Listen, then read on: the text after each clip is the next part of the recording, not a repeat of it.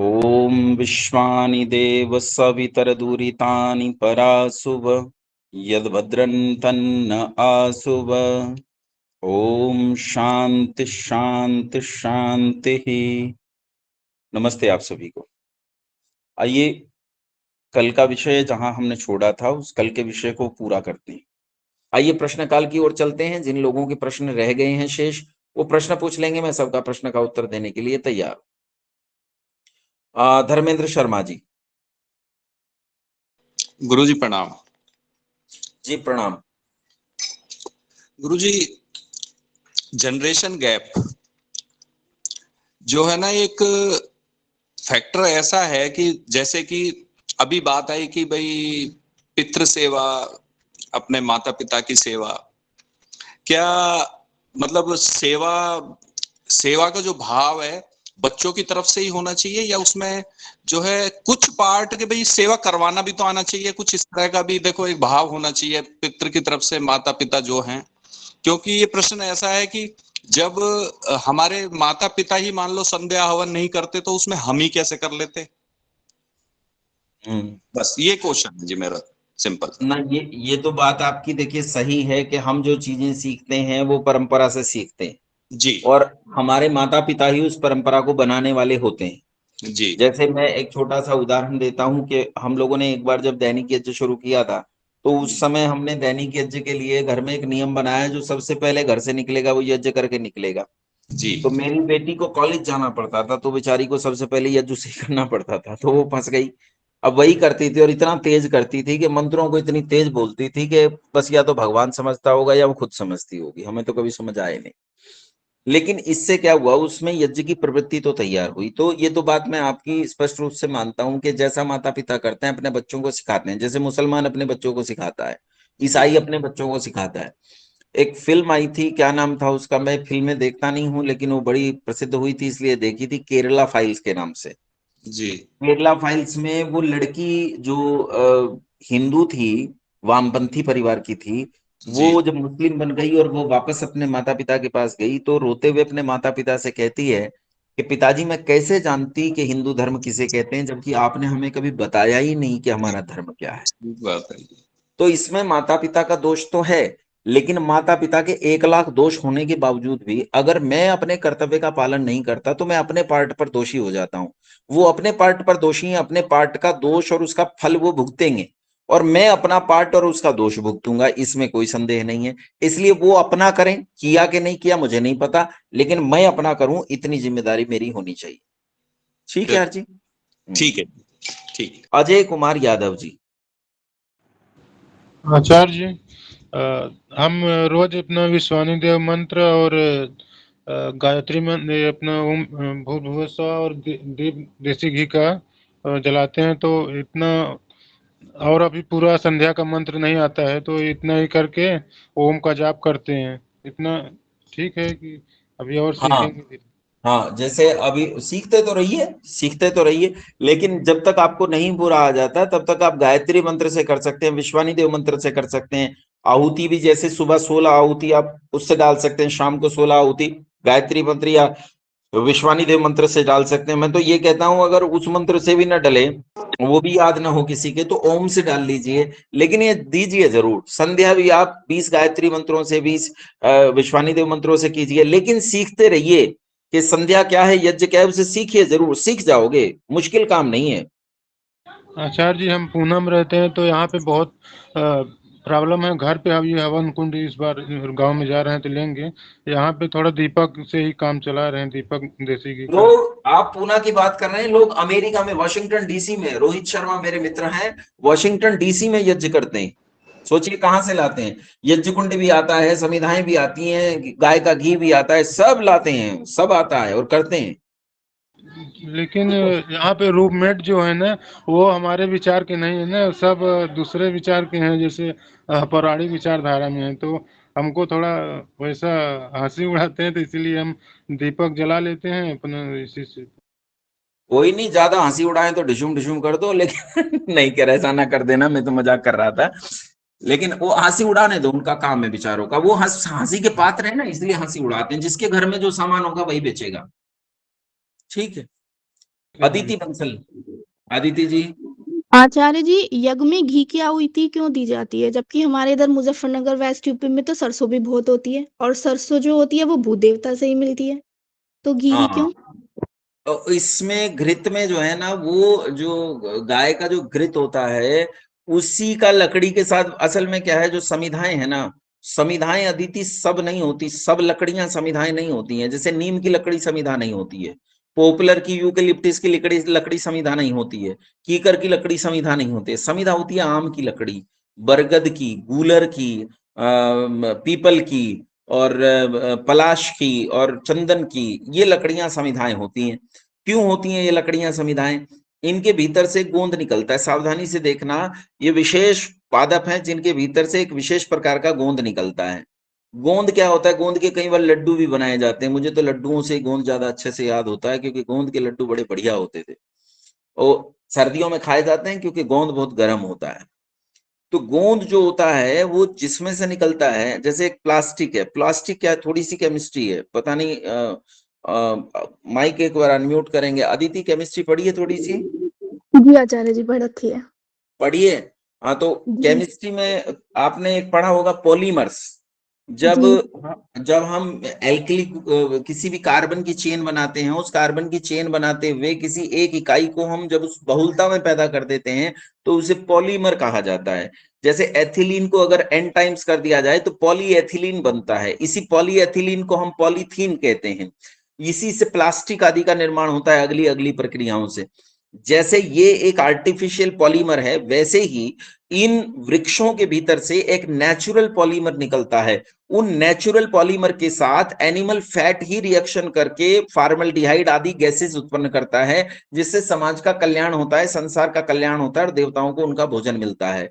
जो आपका जो ये जो वनस्पति घी होता है उसके साथ ये क्रिया नहीं घटती, इसलिए उसका उपयोग नहीं करते।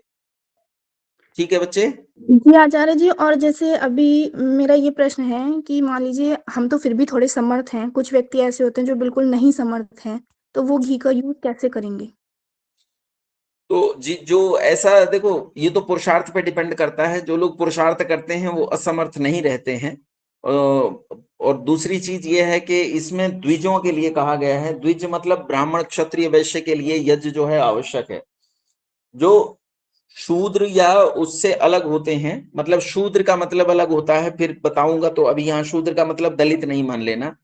शूद्र ब्राह्मणों में भी मिल जाएंगे, शूद्र क्षत्रियों में, वैश्यों में मिल जाएंगे, शूद्र दलितों में मिल जाएंगे, और ब्राह्मण भी ब्राह्मणों में, क्षत्रियों में, वैश्यों में और दलितों में मिल जाएंगे। ये एक अलग विषय है, इसे अलग से लेते हैं, तीसरे लेवल में लेंगे इसे।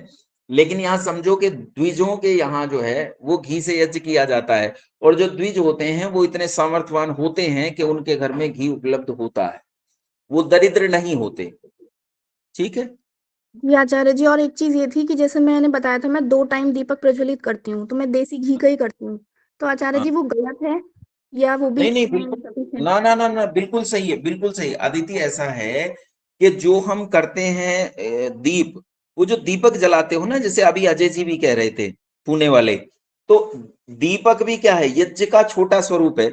जैसे यज्ञ करते हैं तो यज्ञ तो बड़ा हो गया, और दीपक यज्ञ का छोटा स्वरूप हो गया। कई लोग तो दीपक को दीप यज्ञ भी कहते हैं। तो वो करते रहो, वो बढ़िया है, लेकिन इसे यज्ञ तक लाओ। जी आचार्य जी, ठीक है। हाँ सचिन जी। आचार्य जी नमस्ते। नमस्ते।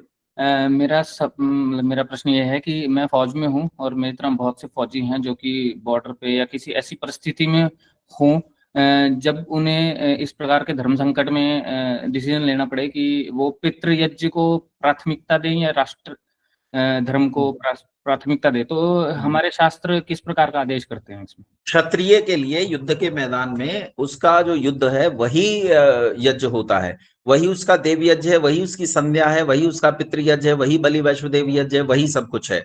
जब क्षत्रिय युद्ध के मैदान में होता है या अपने कर्तव्य का पालन करने के लिए फौज में, चाहे कैंटोनमेंट एरिया में भी होता है, तो उसके लिए फौज ही उसके जीवन का यज्ञ है। फौजी के लिए यही है। हाँ, जो फौजी बहुत संपन्न हो वो ऐसा कर सकते हैं कि अपने यज्ञ के लिए वो किसी को रख सकते हैं। जैसे देव यज्ञ के लिए पुरोहित रख लें, जैसे माता पिता की सेवा के लिए कोई केयर टेकर रख लें, वो भी उनका पुरोहित ही है एक तरह से पितृ यज्ञ का। तो ऐसा किया जा सकता है। संध्या कभी नहीं छोड़नी चाहिए, संध्या क्षत्रिय के लिए भी आवश्यक है। जी आचार्य जी, धन्यवाद। अंशु कुमार जी म्यूट हो गए वो तो। हाँ अंशु कुमार जी। जी आचार्य जी नमस्ते। नमस्ते। कल के क्लास में आपने कहा था कि राम को इष्ट देव किस कौन कौन मानते हैं, तो जो आज कृष्ण भगवान और राम भगवान के जो ये चल रहे हैं, ये क्या सच में वो भगवान है या महापुरुष है, विद्वान है या देव है? भगवान तो आप भी हैं, भगवान तो मैं भी हूं। भगवान तो वो हर व्यक्ति है जिसके पास भग है, जो ऐश्वर्यवान है। अब थोड़ा सा ऐश्वर्य आपके पास है, थोड़ा सा ऐश्वर्य मेरे पास है, लेकिन हम लोगों के बीच में कुछ लोग विलक्षण उठ जाते हैं, ऐसी विलक्षणता से भर जाते हैं कि वो अपने भीतर ईश्वरीय गुणों को इतना उतार लेते हैं कि लोग उन्हें अवतार मानने लगते हैं।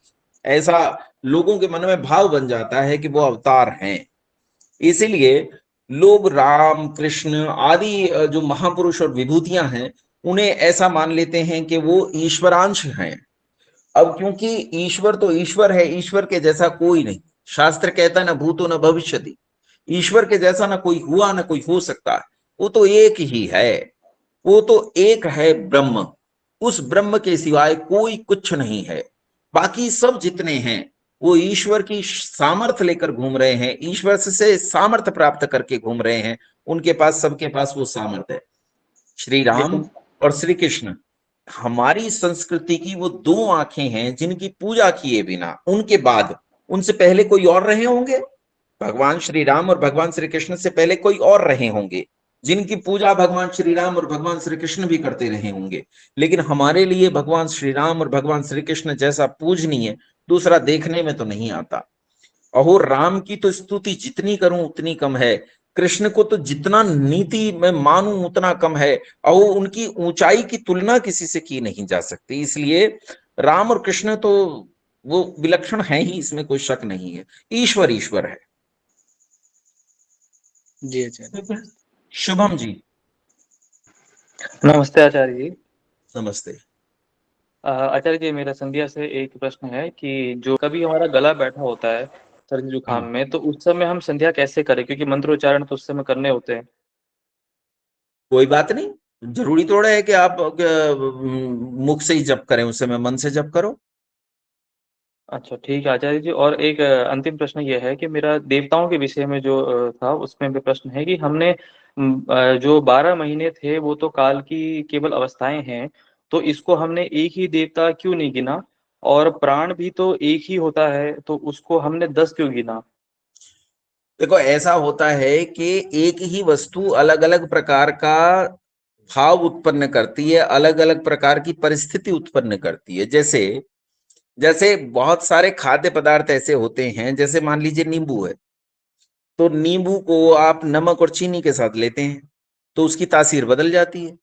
आप उसे रूखा नींबू ले लेते हैं, उसकी तासीर अलग होती है। जैसे बादाम होता है, अब बादाम को आपने पानी में भिगो के रख दिया, सुबह जब आपने बादाम को घिस के उसे खाया तो ये ठंडा है, लेकिन आप बादाम को यूं ही खा लीजिए तो गर्म है।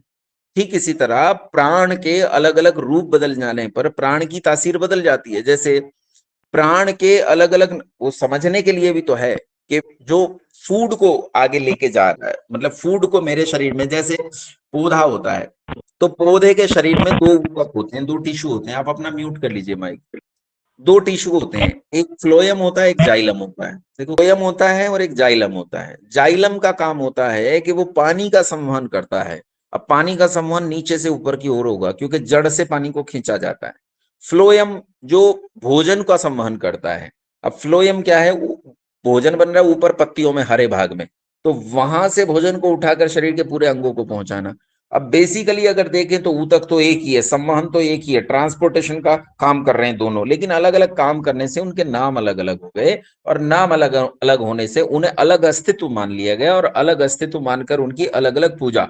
अब मान लीजिए जाइलम की पूजा अलग और फ्लोएम की पूजा अलग न करूं, पूजा का मतलब उनका उनका ठीक ठीक रख रखाव, जाइलम को अलग से ठीक रख रखाव ना करूं, फ्लोएम को अलग से ठीक रख रखाव ना करूं, तो क्या होगा भाई, एक का भी ना करा तो मामला बिगड़ जाएगा। इसी तरह से हमें शरीर में जो अलग अलग प्राण है, उस प्राण की स्तुति अलग अलग करनी ही पड़ेगी, उसकी पूजा अलग अलग करनी ही पड़ेगी, नहीं तो काम नहीं चलेगा। इसलिए जरूरी है। ऐसे ही काल है, काल जो है वो सूर्य के चारों ओर ग्रहों के परिक्रमण और परिभ्रमण से इसका निर्माण होता है काल का। तो काल जो निर्मित हो रहा है वो अलग अलग प्रकार की ऋतुएं पैदा कर रहा है। उस ऋतुओं से शारीरिक परिवर्तन उत्पन्न हो रहे हैं, पर्यावरणीय परिवर्तन उत्पन्न हो रहे हैं, ऋत्विक परिवर्तन उत्पन्न हो रहे हैं। और ये जो सारे परिवर्तन उत्पन्न हो रहे हैं, ये परिवर्तन हमारे जीवन को प्रभावित कर लिए, इसलिए उन्हें अलग अलग अस्तित्व, अलग अलग देवता माना गया।